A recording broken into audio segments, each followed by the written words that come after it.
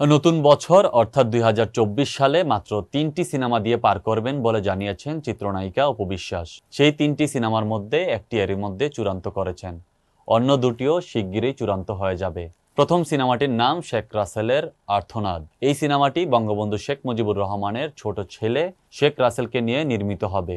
এই সিনেমায় বঙ্গবন্ধু কন্যা জননেত্রী শেখ হাসিনার চরিত্রে অভিনয় করবেন অপু বিশ্বাস। চরিত্রটিতে অভিনয়ের জন্য পারিশ্রমিক নিয়েছেন মাত্র ১০০ টাকা। ৩ সিনেমায় বছর পার প্রসঙ্গে অপু জানান, এখন আমি আগের চেয়েও বেশি ব্যস্ত।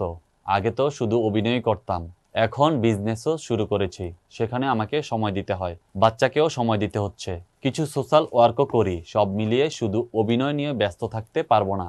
তাই সিদ্ধান্ত নিয়েছি চলতি বছর ৩টি সিনেমাতেই অভিনয় করব। একটিতে এরই মধ্যে সাইন করেছি, অন্য দুটিও প্রাথমিকভাবে চূড়ান্ত হয়ে আছে। ক্রমান্বয়ে শুটিং করব এগুলোর। এছাড়া বছরে নিজের প্রযোজনা সংস্থা থেকেও একটি সিনেমা বানানোর পরিকল্পনা আছে বলে জানিয়েছেন এই অভিনেত্রী।